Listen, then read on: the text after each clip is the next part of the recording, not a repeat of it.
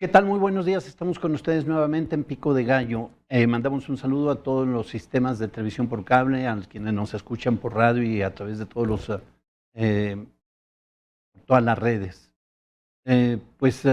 Estamos nuevamente con ustedes, un servidor Carlos Garza Limón, y pues tenemos como cada semana, miren, el asunto es que conforme al tipo de temas que se va a ver, conforme a esas circunstancias se genera el panel para exponer y analizar los temas correspondientes. Para esto se encuentra con nosotros Alejandro Flores de la Parra. Alejandro, buenos días. Muy buen día, muchas gracias. Un honor, como siempre, estar aquí con usted. Gracias. Jesús Nevares Pereira también se encuentra con nosotros. Gracias por la invitación. Buenos días. Carlos Garza Salas. Gracias por la invitación, don Carlos, y pues un placer poder participar en esta mesa de debate. Bien, gracias. Pues estamos con ustedes y el primer tema que vamos a abordar, el primer tema que vamos a tratar pues, es algo que se ha venido discutiendo con varios puntos y aspectos diferentes, varios puntos de vista respecto a la consulta para poder estar en condiciones legales de enjuiciar a los expresidentes. Esto ha generado mucha polémica y bueno, pues ya saben ustedes básicamente en qué consiste. La idea, la pretensión es llevar a juicio desde Carlos Salinas de Gortari, Ernesto Zedillo, Fox, Calderón, Peña Nieto. Esos son los expresidentes que por diversas circunstancias y delitos pretende, intenta pues que paguen y que vayan a juicio. ¿Cuál es la opinión de ustedes respecto a esta situación? Bueno, Carlos, yo creo que el mecanismo democrático que es una consulta popular es excelente, que se esté empleando en México por primera vez. Me parece muy valioso que por primera vez, insisto, la ciudadanía tenga la oportunidad de definir políticas públicas y acciones gubernamentales. El problema que yo veo aquí es que desgraciadamente la pregunta original que se tenía, la pretensión, como usted lo mencionaba, era precisamente que directamente se preguntara eso, y se iba a enjuiciar a los expresidentes. Desafortunadamente, creo, la Suprema Corte de Justicia de la Nación, ya con un análisis pues distinto de la situación, a lo mejor desde la parte más jurídica, cambia el texto y entonces ahora se pregunta si estamos de acuerdo o no con que se tomen acciones pertinentes dentro del marco constitucional para entonces empezar a revisar las decisiones políticas de los actores políticos en el pasado. Creo que eso le resta mucho para la pretensión, primero, de lo que se lograba, de lo que se quería lograr, perdón. Y en segundo, me parece que queda muy ambigua, queda en una pregunta que a lo mejor resultaría innecesaria, porque precisamente preguntar si estamos de acuerdo en que se tomen las acciones pertinentes, pues si son pertinentes es porque tendrían que darse dentro de un marco jurídico constitucional que ya existe. Me parece que el texto quedó preguntándonos si estamos de acuerdo en que hagan su trabajo, básicamente. Hay instituciones de procuración de justicia, hay instituciones de fiscalización administrativa y operativa que tendrían que estar teniendo elementos ya trabajando en exponer a quienes tuvieran que ser para que el Poder Judicial tuviera que enjuiciar a quien tuviera que ser por las acciones que hayan tomado a favor o en contra de alguna política pública o de algún dispendio de recursos públicos, y entonces que el aparato gubernamental, una Fiscalía General de la República, ya pudiera presentar ante el Poder Judicial una carpeta que pudiera ya entonces dar pie a empezar a trabajar en contra de estas personas. Me parece que desde ese punto de vista quedó en una pregunta muy ambigua, en un ejercicio pues desaprovechado. Es un buen ejercicio democrático desaprovechado en una pregunta muy ambigua y que va a costar muchos millones de pesos. 528 millones de pesos. Jesús Nevares. Bien, había una historia que se contaba de unos japoneses que vinieron a México y se preguntaban por qué había tanta pobreza, siendo México un país tan rico, con mares, con bosques, con zonas agrícolas, con zonas frutícolas. ¿Cómo era posible que ellos en un país tan pequeñito tuvieran una riqueza grande en comparación con un país tan exuberante y rico como México? La respuesta es el botín que hicieron de nuestro país los expresidentes de la República con todos sus gabinetes, en un saqueo y en un robo increíble, en donde dejaron en la miseria a gran parte de la ciudadanía para enriquecer a grupos muy pequeños y enriquecerse ellos. No solamente eso, sino que ejercieron la represión brutal abierta en contra de grupos y personas que intentaron protestar, denunciar, exigir culpabilidad. Esta consulta que se está haciendo no es más que la reivindicación de un pueblo que ha sido saqueado, de un pueblo que ha sido perseguido, torturado, maltratado, encarcelado por expresidentes. Y que no basta el juicio histórico. Tiene que haber un castigo conforme a derecho, porque la impunidad no podrá existir si queremos un cambio en este país. La impunidad debe de terminar y esos señores están bajo el manto de la impunidad absoluta. Es cierto, como decía el compañero, pudiera ser confusa y un tanto complicada la pregunta, pero esto creo que sale sobrando porque la ciudadanía de manera muy natural está entendiendo que es para castigar a los expresidentes, en mi opinión. Bien, Carlos Garza. Bueno, pues sin duda es una nueva forma en la que los mexicanos, los ciudadanos, tendremos la oportunidad no solamente ya de poder participar en las elecciones para elegir dentro de los candidatos o dentro de los partidos algún representante que gane y que quede electo, sino también poder, si bien esta es la primera y es un tema muy político, finalmente es una herramienta que quedará para los mexicanos. Veremos con el tiempo qué tan fructífera es. Ha habido herramientas de democracia, por ejemplo, los famosos debates que se hacían, los presidenciales y demás. Hoy lo vemos como una herramienta ya no tan funcional. La verdad es que con el tiempo ha venido quedando un poco fuera. Veamos qué pasa con la consulta, pero sin duda yo pongo un poco, más allá de que la pregunta efectivamente sea ambigua o no, es es simbólico también esto, porque efectivamente vemos mexicanos, algunos sí, algunos no, pero que consideramos que se nos ha maltratado de cierta forma, porque se han robado riquezas que suponemos que son de México y de los mexicanos. Ha habido mucha corrupción en el país, en fin, un sinfín de agravios. Muy parecido, yo a veces he puesto últimamente el ejemplo de las feministas que salieron a manifestarse, a rayar paredes, a romper monumentos. Bueno, es la misma, es un reclamo parecido, pero de una forma ordenada, institucional, en donde podamos ir a participar y con nuestra firma, pues dar ese punto de vista. Ahora, ¿qué pasaba con la consulta? O sea, ¿qué pasaría si la consulta es vinculante, se logra 47 millones de mexicanos más o menos tienen que ir para que sea un 40% del padrón electoral, para que sea vinculante? ¿Qué pasa si esto tiene un fin positivo? Bueno, cambiaría la voluntad política más allá de cualquier cosa. ¿Por qué? Porque tiene el mandato o tiene la opinión de la ciudadanía muy concreto que antes no se tenía. Inclusive es una vacuna para que a López Obrador, al momento de veras irse contra estos personajes de forma jurídica, que no es fácil, que no es rápido, que no es de un día para otro, bueno, tener López Obrador y decir, esto fue una decisión del pueblo, no es mía. Porque recordemos que tiene los opositores en México, opinólogos, medios de comunicación en contra, los partidos en contra, los intelectuales en contra, pero también en el extranjero hemos estado viendo cómo se han estado entrometiendo en la vida política mexicana, con notas en periódicos y más. Entonces también esa es una vacuna para López Obrador decir, bueno, pues no fui yo. Si no, pues imagínense los medios internacionales al otro día diciendo que quieren encarcelar a la oposición, que se comen los niños, lo que ya sabemos, comunista y demás.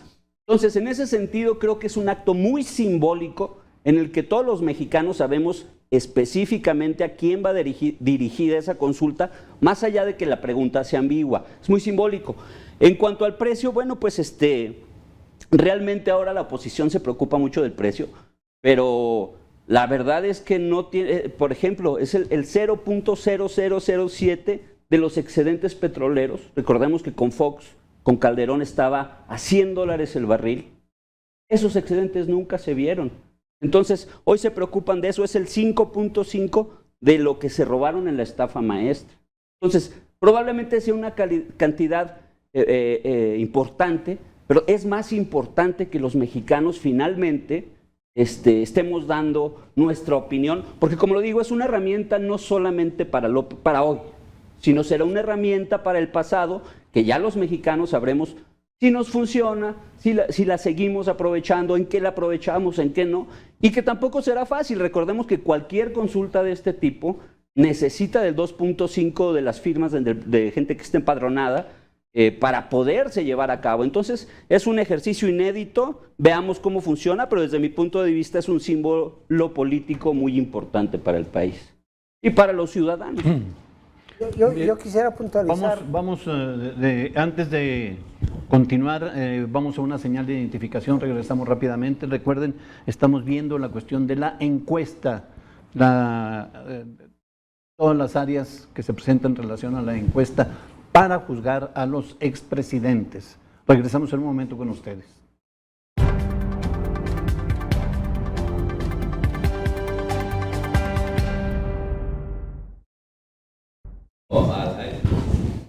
Recuerden, estamos en el análisis de la consulta para enjuiciar a los expresidentes. Estamos hablando de Carlos Salinas de Gortari, Zedillo, Fox, Calderón y Peña Nieto. Jesús Nevares iba a hacer una observación. Nada más iba a hacer un agregado de lo que decía Carlos, en el sentido de que el soporte de apoyo de todo mandatario debe ser sus bases. En los dirigentes sindicales, pues sus trabajadores, en fin. Y en el caso del Estado, pues son los ciudadanos. Por primera vez en la historia de México, después de casi 3 años, el poder popular, la base social de un presidente se mantiene alta en cuanto a su apoyo, en cuanto a su soporte. Y nada más recordar cómo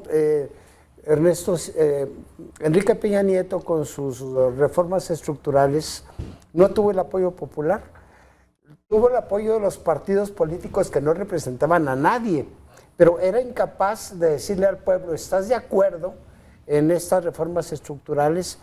Es muy importante esta experiencia porque será histórica en el sentido que es la primera vez que participa un pueblo para emitir una opinión.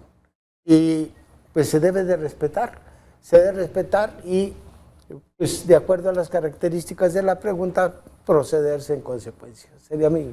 Hay también algo que yo quiero aclarar, porque luego seguramente en los mensajes que nos mandan, don Carlos, si es algo recurrente, que la gente dice, bueno, él prometió que iba a meter a los expresidentes a la cárcel, ahora ¿por qué necesita hacer esta consulta? La ley se aplica, no se consulta, pero hay que aclararle a la gente que López Obrador insistió mucho, inclusive fue muy criticado por decir que él no metería a la cárcel a los expresidentes, que inclusive que él apostaba por un borrón y cuenta nueva, porque iba a detener sus políticas, lo iba a distraer más bien en eso, porque es muy complejo y lo estamos viendo hoy con Cabeza de Vaca. Sabemos la complejidad y la atracción y el tiempo que se necesita, y aún así no se ha llegado a una conclusión. Estamos viviendo con un gobernador que en la ley no se le aplica, porque finalmente tiene a un aparato, al PRIAN también detrás de ellos apoyándolos, que como dice don Jesús, pues es únicamente el apoyo de los partidos, pero inclusive se dio un fenómeno muy especial donde también habló la ciudadanía, que fue la votación de Tamaulipas, donde de ser un estado que no era para nada morenista, pues ahora les quita el Congreso, gana todo el Congreso Morena, que es un poco lo mismo. O sea, es la ciudadanía diciendo o manifestando lo que no le gusta. Entonces sí, a veces, aunque la ley esté para aplicarla, a veces hay ciertos personajes que no se les puede aplicar tan fácilmente como seguramente será a los expresidentes. porque será difícil implicarlos. También esto lo tenemos que tener muy consciente. Si se gana la consulta, si es vinculante, al otro día no se va a ir y detener a los expresidentes. Se empezará un proceso que seguramente ya está abierto. Muchos de los casos ya no se podrán juzgar, pero sí podremos conocer la verdad histórica, que también es importante, porque finalmente también nos da bases para saber o sea, finalmente estos personajes no dejan de ser representativos y tener una gran fuerza dentro de sus partidos, y de cierta forma mueven los hilos de la oposición. Entonces, sí es importante, pero tendremos que tener paciencia. Uno de los casos que se juzga en Estados Unidos es el de García Luna, y todavía ni se abre juicio. Entonces, estas cosas son lentas, no a la mexicana, que queremos ver un resultado al otro día y si no, ya no vale.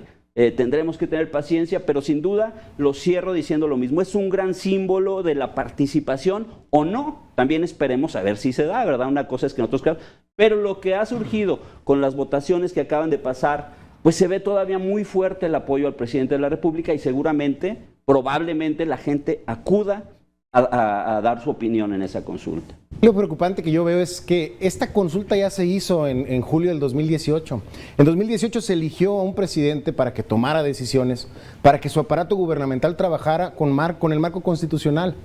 O sea, lo que quiero decir es, si existen ya los elementos, como bien dices, que muy seguramente ya están trabajando en lo que ya se pueda, porque sí hay muchos delitos que ya prescribieron, háganlo. No necesitas saber nuevamente qué opina la gente te dio la confianza en el 2018 en las urnas para que tomes decisiones. Estoy hablando de que es una gran vacuna para López Obrador, de acuerdo. No es mi decisión. Y estoy de acuerdo en que es un gran simbolismo de la democracia, en eso estoy de acuerdo, pero es un simbolismo muy caro que México no se puede dar el lujo en este momento de pagar. Me parece que 528 millones de pesos en una situación en la que nos encontramos pospandémica, queriendo pensar que ya estamos avanzando un poco en una reactivación económica que no se ha dado, en una sequía que estamos viviendo hoy en Durango, por ejemplo, que también es muy adversa, no solamente para productores, agricultores y ganaderos, sino además para todos los usuarios de agua potable. O sea, hay muchas situaciones donde me hace cuestionar a mí las prioridades de este gobierno. Las prioridades de este gobierno deberían de estar en gobernar, primero, tomar decisiones, segundo, que cuando se utilicen este tipo de mecanismos de democracia sean para políticas públicas nuevas, no para lo que ya sabemos que deberían de estar haciendo, para lo que ya debería estar trabajando este gobierno, sus fiscalías, su unidad de inteligencia financiera, etcétera, todo eso debería estar enfocado. Hablabas de que él no quiere distraerse, por favor, en las mañaneras todo es distracción, todos son temas ambiguos, todos son temas nimiedades, como estar exhibiendo a periodistas, estar exhibiendo a youtubers, estar exhibiendo, este tipo de cosas sí son las que deberíamos de estar criticando como distractores. Gobernar no lo es, y tomar decisiones e ir atrás de quienes hayan robado, que sí robaron, ir atrás de quienes hayan hecho actos criminales, que sí los han hecho, que hayan tomado decisiones como las que tomaron en su momento, que son muy criticables y que por supuesto deberían de estar siendo perseguidas, que lo hagan. No necesitas gastarte ningún peso en preguntarle a la gente si quieres que gobierne. Para eso te eligieron, ya nos costó mucho dinero que tú llegaras al gobierno, como para preguntarle si además quieres que yo me ponga a trabajar. Eso me queda claro que debería de ser parte de sus acciones sustantivas. Yo pienso que sí es importante invertir en la democracia, sí, así como se invierte en el organismo más caro del mundo, que es el INEGI. Digo, el INE, perdón, disculpa, que es el INE, donde, pues bueno, vemos que, por ejemplo, su vocero presidente es uno de los que incumple la ley, está amparado para tener el sueldo que tiene, porque recordemos que constitucionalmente no se puede ganar más que el presidente. Entonces, desde ahí, ok, yo entiendo tu opinión, pero de los machuchones ahora sí que no están cumpliendo. Ahora tú me dices, la mañanera es un distractor. Bueno, ahí se generan muchos tipos de... No digo la mañanera como distractor, sino muchos temas que se tocan ahí. Muchos temas, pero muchos temas también vienen de la prensa.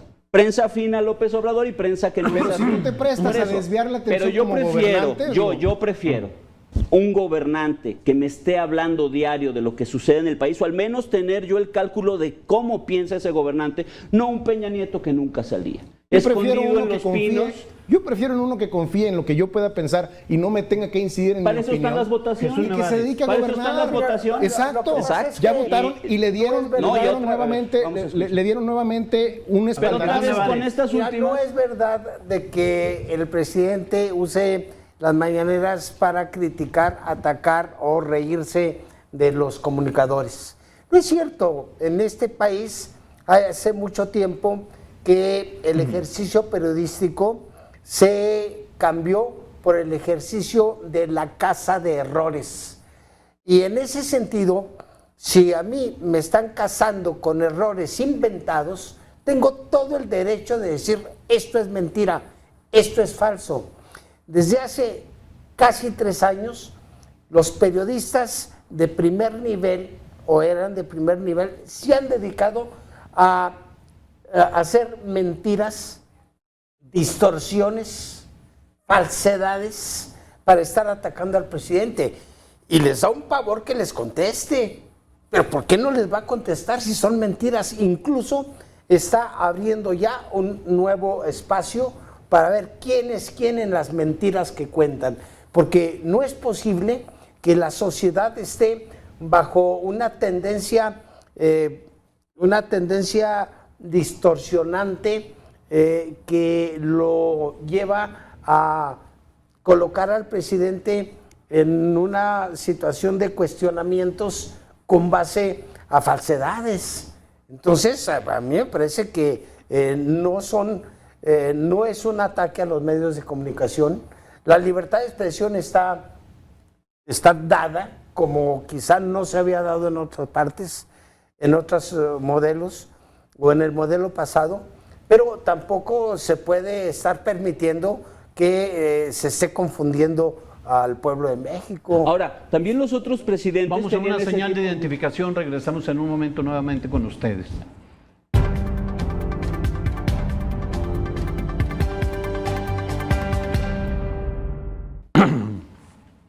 Bien,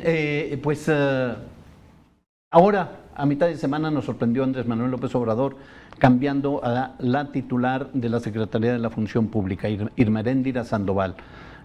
Cambia de funcionario, fue obviamente muy comentado esta situación. ¿Cuál es la opinión de ustedes? Bueno, Carlos, yo creo que por la manera en que se dio, que no se disfrazó con sutilezas de una renuncia, que no la cambiaron dentro del mismo gabinete en una cuestión más operativa, sino que el presidente tomó, y así lo dijo, la determinación de quitarla prácticamente y regresarla de manera muy abrupta a la academia. Creo que hay 2 cosas para analizar. La primera es que podría ser una aceptación tácita de una falta de trabajo verdadero para el combate a la corrupción al interior del gobierno. Creo que la Unidad de Inteligencia Financiera, la Fiscalía General de la República han trabajado muy bien, ya han lucido mucho. Y no era el caso de la Secretaría de la Función Pública, me parece que estaba quedando atrás y había muchos temas como la cuestión de precisamente sus propias propiedades inmobiliarias que fueron cuestionadas, el mismo patrimonio de Manuel Bartlett, o sea, había muchos temas que creo que no le estaba haciendo bien el frente Irma Eréndira Sandoval, independientemente de si había o no una situación. Creo que no fue lo suficientemente preponderante en los temas como sí lo estaban siendo los otros 2 brazos. Pero creo que también aquí nos damos cuenta que en la política no hay una lealtad eterna. Lo digo porque el grupo Sandoval Ballesteros había trabajado desde que López Obrador era un luchador social, a un lado de él, desde que Netzaí Sandoval, hermano de la exsecretaria, había expuesto al expresidente Felipe Calderón ante los órganos internacionales para acusarlo de genocidio, de crímenes de lesa humanidad. Creo que estaban trabajando muy cerca del presidente en el proyecto de la 4T. Sin embargo, el gran error de los Sandoval Ballesteros, de este grupo que tiene además un apodo al interior de Morena, creo que se excedieron al buscar menoscabar y que lograron al final de cuentas darle una embestida al toro y quitar la candidatura de Félix Salgado Macedonio al buscar que fuera Pablo Amílcar a toda costa el candidato en Guerrero. Y creo que eso no fue bien visto por el presidente, por supuesto. Me parece que el haberse tomado esa atribución y el haber trabajado para lograr quitar la candidatura desde cuestiones administrativas, político-administrativas de las mismas precampañas y que les haya dado resultados, me parece que tenía que tener de alguna forma alguna consecuencia. Lo tuvo, la separaron del cargo, pero también el mensaje que da ahora con la incorporación de Salcedo Aquino me parece muy interesante, porque es una persona que tiene 48 años trabajando en el servicio público, donde más que nada ha trabajado en la Auditoría Superior de la Federación, y eso también le da muchas credenciales porque sabe qué es lo que está trabajándose dentro de las administraciones, tanto federal como estatales. Bien. Y cuáles son los problemas que puede atacar. Creo que eso es muy interesante. Jesús Nevares. A mí me parece histórico esto que sucedió, me parece interesantísimo, histórico, importantísimo para construir la moral de Estado. Durante décadas, la ciudadanía, organizaciones independientes, partidos democráticos, denunciaron y señalaron a cientos y cientos de funcionarios por corruptos y nunca les hicieron absolutamente nada. Tal pareciera que en México, entre más corrupto se era, más espacios de poder les daban. Y las denuncias que surgían, o las tiraban al cesto de la basura, o inclusive llegaban a reprimir a la gente que denunciaba. Hoy, de manera sorpresiva, el presidente, independientemente de que participaron con él durante muchos años en la lucha por la democracia, si cometieron un error, no caben en este gobierno. Eso es importantísimo a menos de 3 años de que esté el presidente en funciones.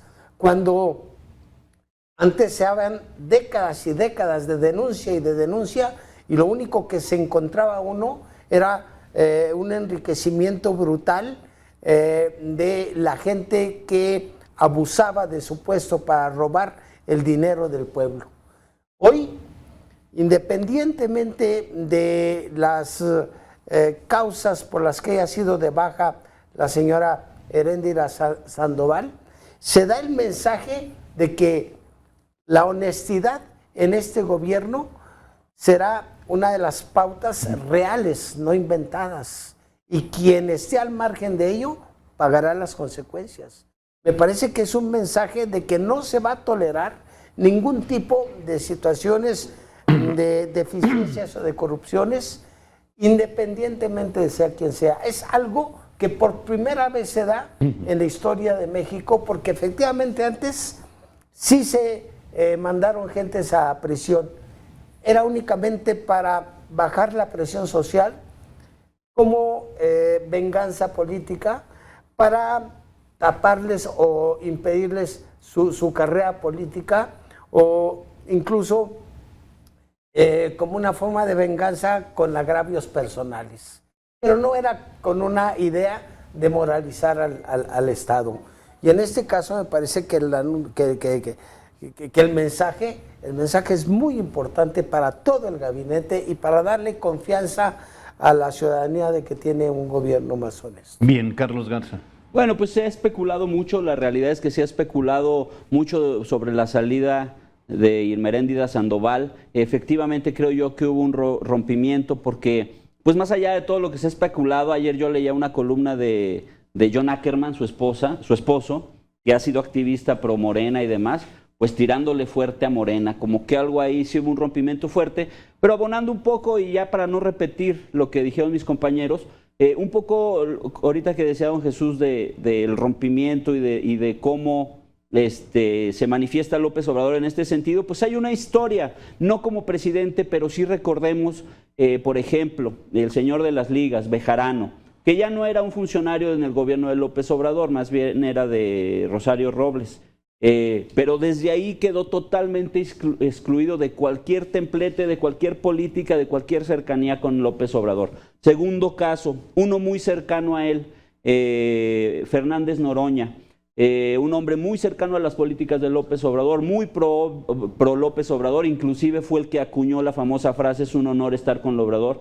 Yo no recuerdo si ustedes recuerdan, valga la redundancia, que llega en 2006 con unas cajas de pruebas en un diablito, todas las pruebas sobre el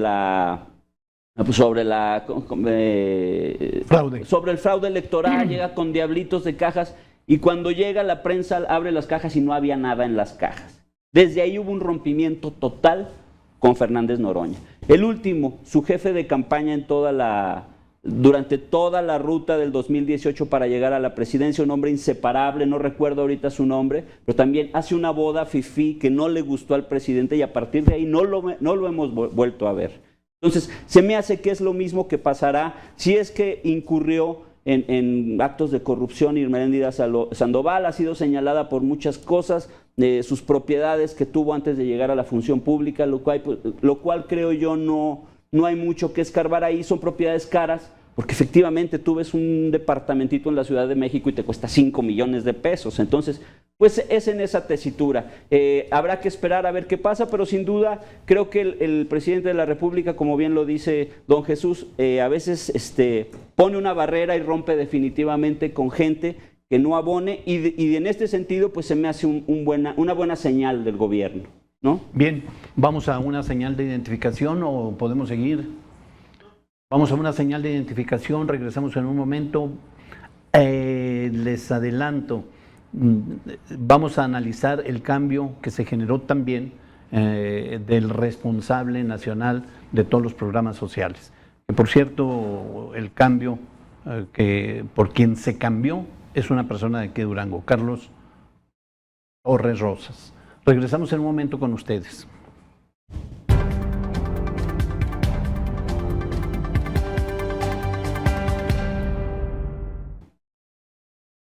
Antes de pasar a este segmento, quedamos en que vamos a analizar el cambio del responsable nacional de los programas sociales, responsabilidad que ahora cae en un duranguense, Carlos Torres Rosas. ¿Cuál es la opinión de ustedes respecto a esta situación? Bueno, yo creo que como todo movimiento que se tiene pensado dentro del gobierno, creo que es interesante el que haya un cambio, a lo mejor le va a dar un dinamismo muy distinto. Es una persona que ha trabajado en la parte operativa muy bien, muy cercano al presidente, que conoce perfectamente cuáles son sus pretensiones, precisamente en cuestión de los programas sociales, y creo que le va a dar frescura que García regrese al Senado. Bueno, será, no sé si una decisión tomada por él, a lo mejor por López Obrador, no lo hicieron ver o no lo dejaron ver realmente si era una decisión personal o si era una decisión de dirección de parte del presidente, pero me parece, desde mi muy personal punto de vista, creo que él necesita y quiere ver un cambio en cómo se están llevando a cabo esta dispersión y esta integración de los programas sociales en la sociedad, y muy probablemente que se vea un cambio también en los resultados que puedan dar los programas hacia el desarrollo social. Creo que eso también le estaba faltando un poco a la administración. Me parece que con la llegada de Torres Rosas se puede lograr, porque el enfoque que se le da muchas veces al programa social es pues de supervivencia, ¿no? Y me parece, por supuesto, que hay muchos mexicanos que lo requieren, pero también habría que darle un enfoque que sirva de una plataforma para un verdadero desarrollo, para que no quede nada más en un asistencialismo, sino que verdaderamente de ahí se pueda crecer, tanto mental como económicamente. Yo creo que desde ahí, desde ese punto de vista, el poner una persona tan joven con otro tipo de ideas, con otro tipo de dinámica, le puede servir mucho a nuestro país. Yo pienso un poco que los apoyos sociales fueron con la idea efectivamente de empezar a progresar. Lo que pasa es que desgraciadamente llegó esta pandemia, donde finalmente esos apoyos se volvieron seguramente para muchas familias en el único recurso contable, viable y físico que podían ver realmente, porque recordamos que se acabó el trabajo, se cerraron empresas, maquilas y demás. Entonces sí vino a ser un mecanismo de apoyo para las personas, más allá de pensar en un futuro, pero bueno, ojalá los próximos años se pueda ver de esa forma. Pero algo que sí ha sido muy reiterativo en las mañaneras por las personas que le preguntan, los reporteros que le preguntan de los estados, es el problema de que no llegan a veces no se están reflejando. Hay muchos grupos sociales que dicen: a mí nunca me ha llegado o no me llega adecuada y a tiempo la ayuda social que nos da el gobierno. Entonces, en ese sentido, pues el presidente inclusive lo ha dicho: tenemos un elefante reumático que hay que estar empujando.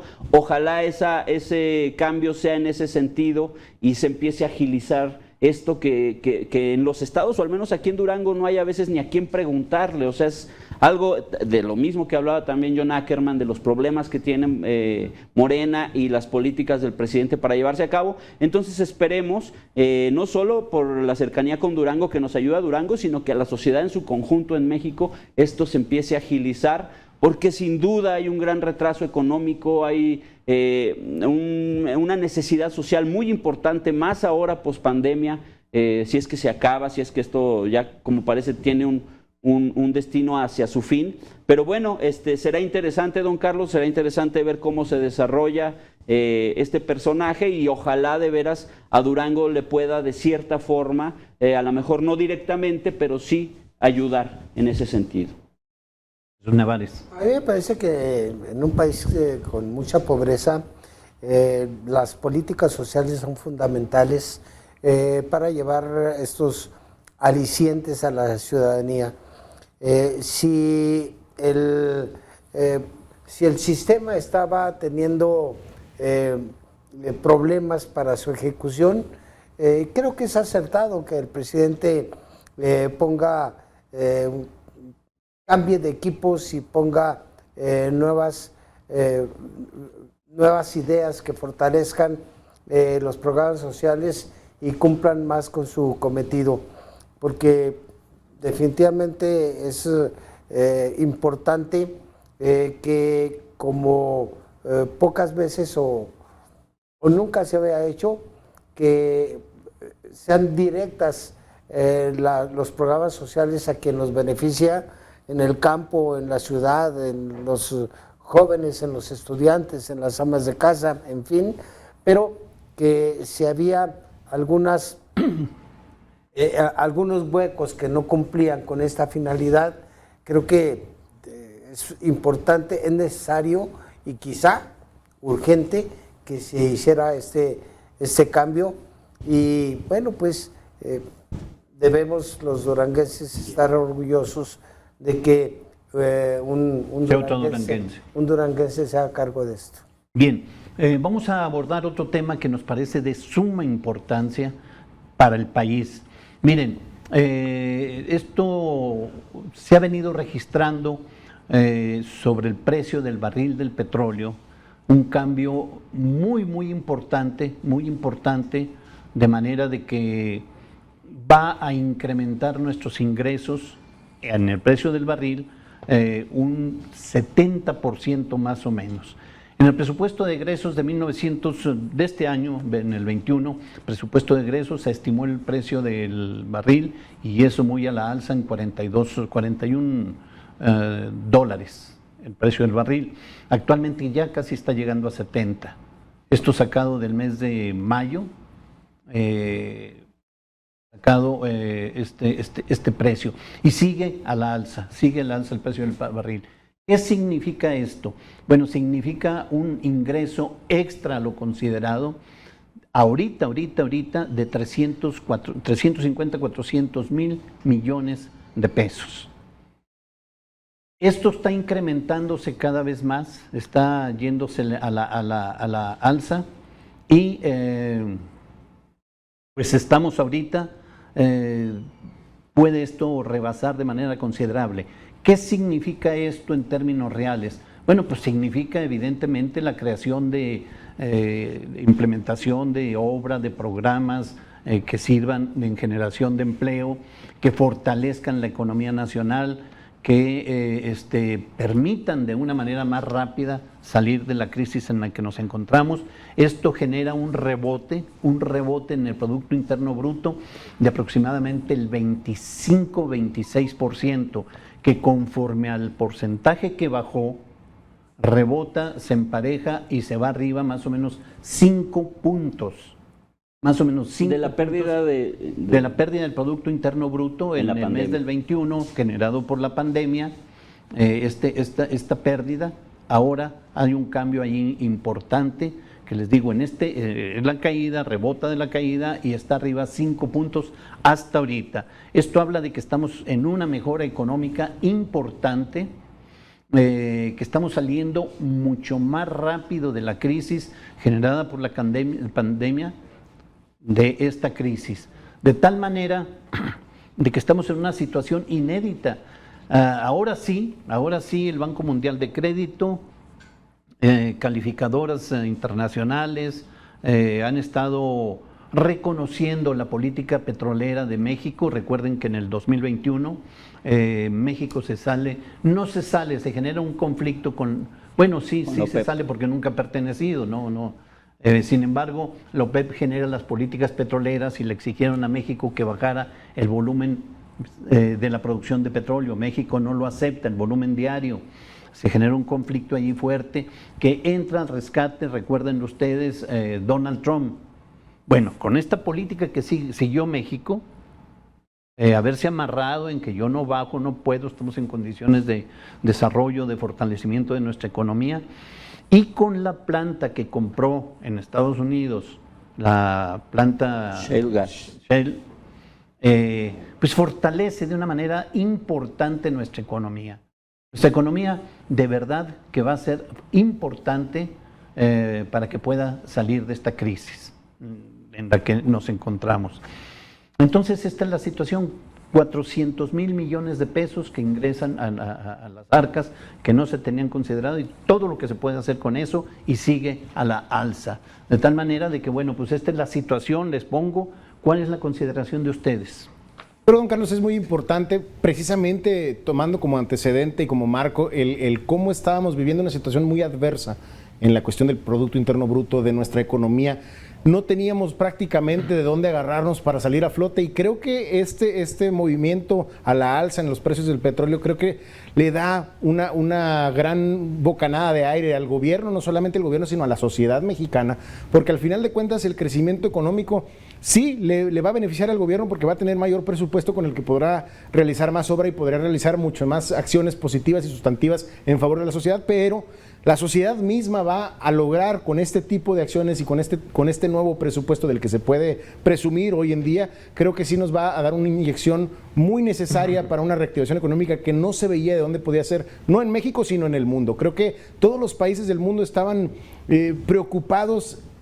Creo que esto viene a reforzar el no haber adquirido deuda, sobre todo en la cuestión de la pandemia, que era el gran pretexto para podernos endeudar todos, ¿no? Y decir, bueno, el país adquirió deuda porque necesitábamos, pero el no haberlo hecho y el que hoy en día, porque se alinearon los astros, haya sido, como dijo Calderón, pero bien dicho, me parece que le da un espaldarazo a las políticas públicas del gobierno federal, al presidente Andrés Manuel López Obrador, y creo que eso es muy importante y hay que aplaudir, por supuesto, que el gobierno federal haya tomado una decisión que fue muy criticada, contraria precisamente a los grandes productores, a la gran fuerza económica mundial, y que haya dicho, no señor, yo me pongo en como yo quiero trabajar, y que el día de hoy le esté dando resultados, creo que lo convierte en un presidente que no habíamos visto o no habíamos querido ver. Lo digo por mí, en mi caso, que no habíamos querido ver que este tipo de acciones tenían a lo mejor un fin que no se había podido a lo mejor cristalizar y que era muy cuestionable, claro, pero que hoy, que tiene la fortaleza de la realidad, nos va a ayudar a todos. Eso es, por supuesto, muy importante. Lo dice bien a mi compañero del Yocondo, la importancia de no haberse endeudado, porque recordemos que la mayoría de los países europeos y demás, pues ahorita no hallan la puerta porque efectivamente están saliendo de una crisis sanitaria, pero se endeudaron dándole todo el dinero a la iniciativa privada. Finalmente no funcionó porque cuando se lo dieron todavía continuó un año más la pandemia. Entonces es prácticamente, hoy la Unión Europea está tratando de hacer un grupo para que se les cancele su deuda, para que queden ceros como si nada.